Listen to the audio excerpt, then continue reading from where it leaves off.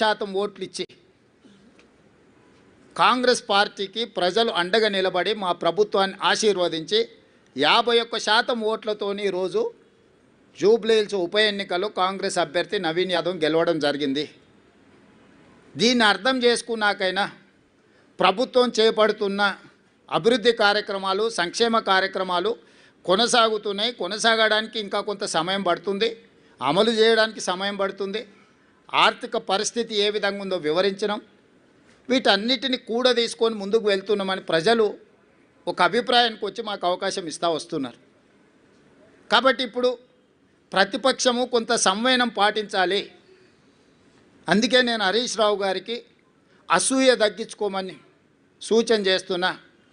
వారు శాసనసభలో ఆ కుర్చీలో కూర్చొని ఇటువైపు చూసే చూపులు చూస్తే నిజంగానే ఆ చూపులగిన శక్తి ఉంటే ఇక్కడ పక్కన మొత్తం మాడి మసైపోయి బూడిదైపోయి భూమిలో కలిసిపోయేటట్లాంటి ఇట్లా ఏమంటారు మొహమంతా పెంజరించుకొని ఇట్లా అంటే ఇట్లా రక్తమంతా మొహంలోకి తెచ్చుకొని కందిపోయినట్టు మొహం పెట్టుకొని ఇటు చూస్తుంటాడు. అది ప్రజలు గమనిస్తున్నారు.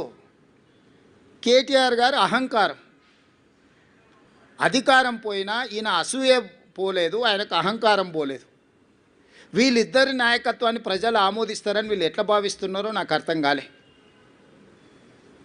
కాబట్టి నా సూచన, ఒక 2 సంవత్సరాలు ఓపిక పట్టండి. ఇంకా 3 ఏళ్ళు ఉంది జనరల్ ఎలక్షన్కి. చివరి సంవత్సరంలో రాజకీయాలు చేద్దాం. 2 సంవత్సరాలు సహకరించండి. ప్రతిపక్షంగా మీరు సూచన చేయండి, సమస్యల్ని లేవనెత్తండి, ప్రభుత్వానికి విజ్ఞప్తి చేయండి, అవసరం అనుకుంటే నిరసన తెలపండి, ధర్నా చేయండి. ప్రజా సమస్యల మీద మాకు అభ్యంతరం లేదు, మేము అనుమతులు ఇస్తున్నాము. చట్టసభలలో చర్చలు చేయండి, ప్రభుత్వాన్ని ప్రశ్నించండి. తప్పుడు ప్రచారము, నువ్వు డబ్బులు ఇచ్చి పెట్టుకున్న సోషల్ మీడియా నువ్వు చెప్పిందే రాస్తాడు.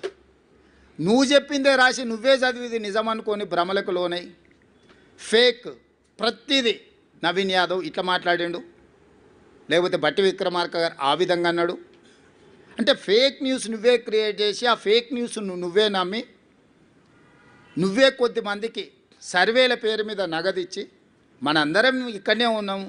ప్రతి ఒక్కరికి ఇంకొకరు తెలిసిన వాళ్ళే ఉంటారు. నాకు ప్రత్యక్షంగా తెలియకపోతే అమర్ గారికి తెలుస్తుంది. ఆ సర్వే చేసిన ఆయన వెనకాల ఎవరున్నారు ఏమున్నారు అని వారిని అడిగితే నాకు చెప్పడా. వారిని అడిగి మొన్న జరిగిన సర్వేలు అన్నీ కూడా నేను మీట్ ది ప్రెస్ రోజు కూడా మీకు అందరికి చెప్పిన. సరే, వాళ్ళు ఎన్నికల్లో నెగ్గడానికి ఏదో ఇట్లాంటి ప్రయత్నాలు చేస్తారే, మీ విశ్వసనీయత పోగొట్టుకోకండి, వాటిని ప్రసారం చేసి అని చెప్పి ఛానల్స్ అండ్ పేపర్స్ కూడా నేను రిక్వెస్ట్ చేసిన. ఇప్పుడు నిజాలు తెలిసినాయి కదా, నేను ఆ రోజు కూడా చెప్పిన. నేను ఈరోజు ప్రత్యేకంగా ప్రెస్ మీట్ పెట్టడానికి మీకోసమే మీట్ ది ప్రెస్ రోజు నేను చెప్పిన, బీఆర్ఎస్ ఓడుతుంది, బీజేపీ డిపాజిట్ జప్తు అవుతుందని ఆ రోజు చెప్పిన. మీరు అడిగితే అవునా, ఎగ్జాక్ట్గా అదే జరిగింది కదా. కానీ ఈ లోపల సరే సర్వే వల్ల నేను తప్పు పట్టను, వాళ్ళ జీవనాధారం ఇది వచ్చినప్పుడే వాళ్ళకు ఉపాధి, మళ్ళీ నెక్స్ట్ ఎన్నికలు వచ్చేటప్పటి వరకు వాళ్ళు వాళ్ళ లైఫ్లో వాళ్ళ కంఫర్ట్స్తో ఉండాలంటే ఏదో ఒకటి. కానీ మీ క్రెడిబిలిటీ పోయిన తర్వాత మీ సంస్థనే మిగలదు. పెయిడ్ ఆర్టికల్స్ కోసము, పెయిడ్ న్యూస్ టెలికాస్ట్ కోసము సంస్థలు కూడా వ్యాపార దృక్పథంతో ఇట్లాంటి తప్పుడు ప్రచారాలు చేస్తే ఆ తప్పుడు ప్రచారాలు కొద్ది రోజుల్లో తేటతెల్లమైనప్పుడు వచ్చే సమస్యలను కూడా మీడియా సంస్థలు దృష్టిలో పెట్టుకోవాలి. అంతెందుకు ఈరోజు ఉదయం 3వ రౌండ్లో మాకు 3500 మెజారిటీ వస్తే 3వ రౌండ్లో బీఆర్ఎస్కు 211 ఓట్ల మెజారిటీ వచ్చింది. ఇంకా బీఆర్ఎస్ హవా మొదలైపోయిందని చెప్పి పెద్ద ఛానల్స్ పెద్ద బ్రేకింగ్, నేను టీవీ పగిలిపోతుందేమో అనుకున్నా, ఎర్ర ఇట్లా ఊగిపోతుంటేదో అయినట్టే ఉందని. తప్పు ఆ సమాచారం అంటే దబాయిస్తున్నారు ఉల్టారే. మాకు తెలుసా మీకు తెలుసా, మా వాడు లోపల నుంచి పంపిస్తుండని. అంటే ఫలితాలు ఒక పక్కన స్పష్టంగా మొదటి విడత, 2వ విడత, 3వ విడత ఎంతో కొంత కాంగ్రెస్కి అనుకూలంగా ఉన్నప్పుడు కూడా ఇంకా బీఆర్ఎస్ను బతికించాలని ఆ ఛానల్స్ యొక్క ఉత్సాహం అయితే నాకు అర్థం కాలేదు. దయచేసి మిగతా రాష్ట్రంలాగా ఛానల్స్ను కనిపించకుండా చేయాలంటే 1 నిమిషం పని. పక్క రాష్ట్రంలో కొన్ని ఛానల్స్ లేనే లేవు, అంతో ఇంతో ఇక్కడ ఉన్నాయి. మేము మాకు వ్యతిరేకంగా మీరు వేసినా కూడా ఏమనుకుంటా సరే నడుస్తుందని. కానీ వాస్తవాలు ఒక పక్కన ఎన్నికల కమిషన్ ఇస్తున్న ఫలితాలను కాదని టీవీ ఛానల్స్ ఫలితాలను ఇస్తే ఎట్లా? మీరే ఎన్నికల్ని నిర్వహిస్తారు, మీరే ఎన్నికల ఫలితాలు ప్రకటిస్తారు, మీరే అభ్యర్థులను కూడా గెలిపించి సర్టిఫికెట్ ఇస్తారా అండి. నిన్నగాక మన కామారెడ్డిలో ఒక అమ్మాయి ఎవరో పోయారట, నా కలెక్టర్ వచ్చింది పోస్టింగ్ అని వాళ్ళ ఇంటి వాళ్ళని బ్లఫ్ చేయడానికి. అట్లా మీరేమైనా అభ్యర్థిని అసెంబ్లీకి పంపిస్తారా అండి సర్టిఫికెట్ ఇచ్చి టీవీ ఛానల్స్ వాళ్ళు పేపర్లో? దయచేసి మీ విశ్వసనీయత పోగొట్టుకోకండి.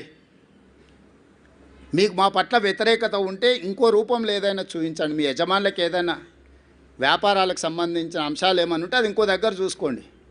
కానీ ఈ ఛానల్స్లలో మరీ ఇంత బరితెగింపు, అడ్డగోలుతనము, ఆ పార్టీల కంటే ముందే ఆ పార్టీ వాళ్ళని వచ్చి క్లెయిమ్ చేయాలి. కనీసం మాకు 3వ రౌండ్లో మెజారిటీ వచ్చింది, ఇక మా హవా జరుగుతుంది, అదే ఏంటి పర్వాలేదు. వాళ్ళ తరఫున మీరే ఒకాలతో పుచ్చుకొని మీరే అడ్డగోలు వేసేసి 3569 ఓట్లు ఎన్నో 3వ రౌండ్లో, ఓన్లీ 1 రౌండ్లో 3000 చిల్లర నాకు మెజారిటీ ఉంటే మీరు 211 ఓట్లు మెజారిటీ ఉంది అని చెప్పి బీఆర్ఎస్కు మెజారిటీ ఉంది, ప్రభంజనం మొదలైందని మీరు ఇట్లాంటి విధానము ఇది తెలంగాణ రాష్ట్రానికి మంచిది కాదు. దయచేసి ఈ ఫలితాలు విశ్లేషణలు మీరందరూ చెయ్యండి. 2023 డిసెంబర్ ఫలితాలు 39.5% ఇస్తే 2024 పార్లమెంట్ ఎన్నికలు 41% ఓట్లు ఇస్తే 2025 నవంబర్ ఉప ఎన్నికలు 51% ఓట్లను కాంగ్రెస్ పార్టీకి ఇవ్వడం జరిగింది. ఈనాడు సమిష్టిగా బూత్ స్థాయి కార్యకర్త నుంచి పీసీసీ అధ్యక్షుడు వరకు, వార్డు మెంబర్ నుంచి ముఖ్యమంత్రి వరకు కాంగ్రెస్ పార్టీ శ్రేణులంతా ఒక్క తాటి మీద నిలబడి ఈ జూబ్లీహిల్స్ ఎన్నికల్ని ప్రతిష్టాత్మకంగా తీసుకోవడంతో ఈ ఎన్నికల్లో నెగ్గడం జరిగింది. కాంగ్రెస్ మొత్తం ఒక తాటి మీద ఉన్నప్పుడు ఎవరి తాత కూడా కాంగ్రెస్ పార్టీని ఓడించలేడు. ఇది మళ్ళోసారి నిరూపితమైంది. మీ అందరు సహకరించినందుకు, ఓటర్ మహాశయులు ఆశీర్వదించినందుకు, మీడియా మిత్రులకు, ఓటర్ మహాశయులకు సహకరించి మద్దతు ఇచ్చిన ఎంఐఎం పార్టీకి, ముఖ్యంగా సిపిఐ, సిపిఎం, కోదండరాం సార్, ఇతర సంఘాలు, రాజకీయ పార్టీలు అన్నీ మాకు సహకరించినందుకు వాళ్ళందరికీ మనస్ఫూర్తిగా कृतज्ञतలు తెలియజేస్తున్నాం. खासकर इस बाई इलेक्शन चुनाव में एमआईएम हम साथ हमारे लिए कांग्रेस पार्टी को मदद देकर इस चुनाव में ये जीत हासिल करने के लिए जो मदद किया, एमआईएम सदर असदुद्दीन ओवैसी, उनके भाई अकबरुद्दीन ओवैसी को कांग्रेस पार्टी के तरफ से, हमारे कांग्रेस कार्यकर्ता के ओर से हम धन्यवाद बोलना चाहता है. आने वाले दिनों में भी हम सबको साथ लेकर तेलंगाना तरक्की के लिए हम कोशिश करेंगे. इसमें हम कामयाब हो जाएंगे.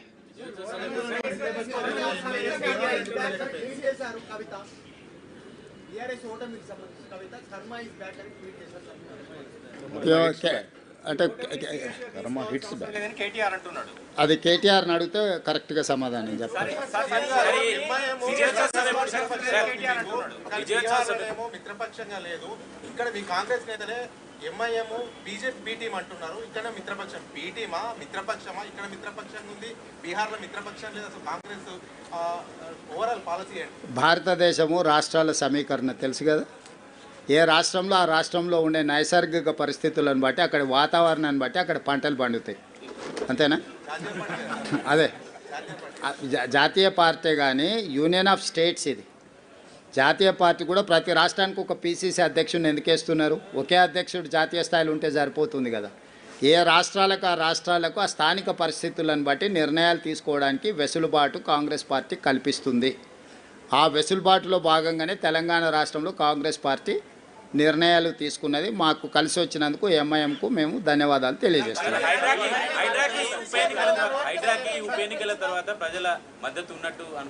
చారి గారు ఒక్కదాని కాదు, మొత్తం కాంగ్రెస్ ప్రభుత్వానికే ప్రజలు మద్దతుగా నిలబడ్డారు. మా పరిపాలనలో తీసుకునే నిర్ణయాలన్నిటిని కూడా మేము ప్రజలకు అనుకూలంగా సమీక్షించుకొని ముందుకు వెళ్ళడం జరుగుతుంది. అమర్ గారు, అమర్, ఇంకా నేను ఆ రిజల్ట్స్ మీద పూర్తిగా సమీక్ష చేయలేదు. జాతీయ స్థాయి రాజకీయాల మీద ఇంకా దృష్టి పెట్టలేదు. ఇప్పటివరకు తెలంగాణ ఉప ఎన్నికల మీదనే ఉన్నాను. వాటిని విశ్లేషించిన తర్వాత తప్పకుండా నేను స్పందిస్తాను. పార్టీకి వచ్చారో మా నియోజకవర్గాల్లో ఉప ఎన్నికలు పెట్టడం రెడీగా ఉన్నాం బీఆర్ అని చెప్పి కూడా కేటీఆర్ ఇక ఇప్పటి దగ్గర నేను అదే చెప్పిన, మళ్ళా అదే మాటలు మాట్లాడుతున్నాడు. కాబట్టి ఇవన్నీ నేను అందుకే చెప్తున్నా, నేను సూచన చేస్తున్నా, తెలంగాణ మంచి కోసం వాళ్ళ భవిష్యత్ కోసం ఇద్దరికి సూచన చేస్తున్నా. ఒక ఆయన అసూయ, రెండవ ఆయన అహంకారాన్ని తగ్గించుకోవాలి. పాతకాలంలో చెప్పారు, కింద పడ్డా కూడా పైకాలు నాదే అన్నాడు అంటే వెనకటికోడు. కాబట్టి ఏది ఎట్లొస్తే అది అట్లా వస్తుంది. ఇప్పుడు అది ఆయన చేతులు లేదు, నా చేతులు లేదు, స్పీకర్ గారి చేతిలో ఉంది, సుప్రీంకోర్టు చేతుల్లో ఉంది. అది వచ్చినప్పుడు వస్తుంది, ప్రజలు ఇచ్చే తీర్పు తప్పకుండా ఇస్తారు.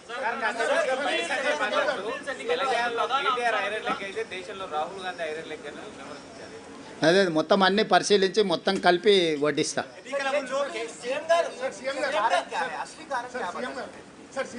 सरकार जो काम कर रहा है, सरकार को आशीर्वाद देने के लिए लोग आगे आए, बहुत सारे दिए, एक चीज़ नहीं है. हम पीछे से रेशन कार्ड और फाइन राइस, इंदिरा इन लो जो भी बोल रहे हैं ना, इसके साथ साथ हम कितने एम्प्लॉयमेंट क्रिएट किए, लॉ एंड ऑर्डर कितना कंट्रोल किए, ड्रग्स एंड गांजाई कितना हम लोग कंट्रोल किए. इस बार बारिश कितने आए आप देखे ना. इससे पहले 10 सेंटीमीटर बारिश है तो पूरा शहर डूबते थे. इस बार 40 सेंटीमीटर 50 सेंटीमीटर बारिश आए तो भी कोई भी एक कॉलोनी, एक बस्ती पानी में नहीं डूबा. लोग देख रहे हैं, मूसी में किसी को तकलीफ नहीं आया. इस बार पहली बार तेलंगाना हासिल करने के बाद 12 साल में बहुत बड़ा बारिश आए थे, क्लाउड बस्ट हुए थे.